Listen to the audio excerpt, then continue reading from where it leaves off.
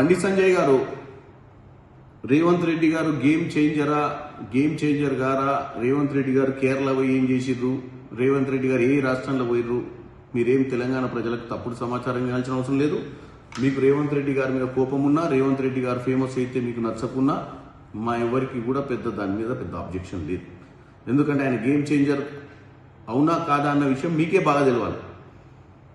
ఎందుకంటే మీరు బీజేపీ అధ్యక్షునిగా ఉన్నారు, రేవంత్ రెడ్డి గారు కాంగ్రెస్ పార్టీలో పీసీసీ అధ్యక్షుడు, కాంగ్రెస్ పార్టీ అధ్యక్షునిగా ఉన్నారు. మరి మీరు చేయలేని పని, మీరు బీఆర్ఎస్ పార్టీని గద్దె దింపే పనిలో విఫలమయ్యారు, రేవంత్ రెడ్డి గారు సక్సెస్ అయ్యారు. అదే గేమ్ చేంజర్ అంటే.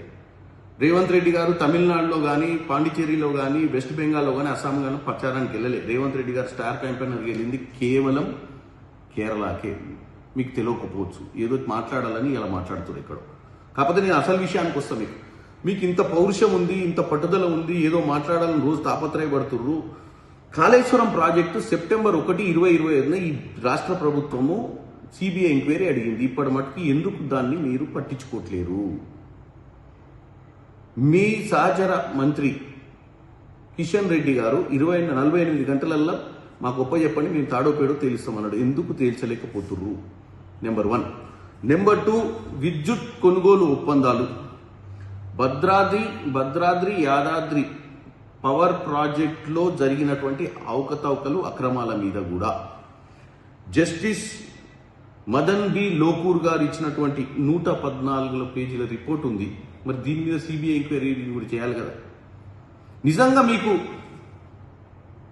బాగా పట్టుదల ఉండి ఈ రాష్ట్రంలో మీరు నిజంగా జెండా ఎగిరేయాలనుకుంటే, అప్పుడు 10 ఏళ్ళ అధికారంలో ఉన్నప్పుడు నిమ్మకు నీరెత్తిన దోసుకుంటూ పోతుంటే, ఇప్పుడు మేము ఈ కాళేశ్వరం మీద, విద్యుత్ కొనుగోళ్ల మీద, ఈ ప్రాజెక్టుల మీద ఉన్న రిపోర్ట్లన్నీ ఇచ్చి సిబిఐ ఎంక్వైరీ చేయమని చేయనికి ఏం సమస్య?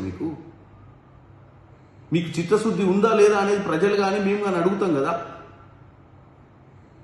ఎందుకంటే మా అందరి ఏదైతే ఆలోచన ఉందో, మీరు 8 మంది ఎంపీలు గెలవడంలో బీఆర్ఎస్ పార్టీ హస్తం ఉందని, అది వాస్తవం అనిపిస్తుంది. ఎందుకంటే మీ పార్లమెంట్లో సిరిసిల్లలో గతంలో 18,000 ఓట్లు మీ బీజేపీ క్యాండిడేట్ అసెంబ్లీ ఎలక్షన్లలో వస్తే, మీరు పార్లమెంట్కి పోయేసరికి 70,000 పైచీల కోట్లు, 72,000 పైచీల కోట్లు వచ్చినాయి. ఎట్లొచ్చినాయి? అది కేటీఆర్ కాన్స్టిట్యున్సీలా. సిద్దిపేటల పక్కనున్న సిద్దిపేటల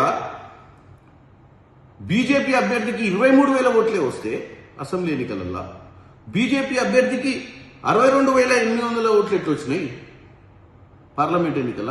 ఎందుకంటే హరీష్ రావు చాలా పొడుగుంటాడు, తెలివి కల్లోడు, కేటీఆర్ యువరాజ్ అయినా, ఈ 2 కాన్స్టిట్యున్సీలు కూడా బీజేపీకి నోట్లు వచ్చినాయి అంటే నిజంగానే అవయదానం చేసినట్టుగానే ఉంది. మరి అది నిజమని తేట తెల్లమైంది మీరు సిబిఐ ఎంక్వైరీ చేయకపోతే.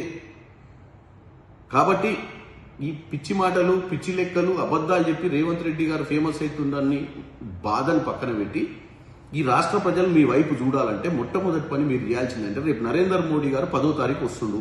10వ తారీఖు నరేంద్ర మోడీ గారు రాకముందే మీరు సిబిఐ ఎంక్వైరీని చేసి సిబిఐ ఎంక్వైరీని ఇనిషియేట్ చేయండి అని నేను కోరుకుంటున్నాను.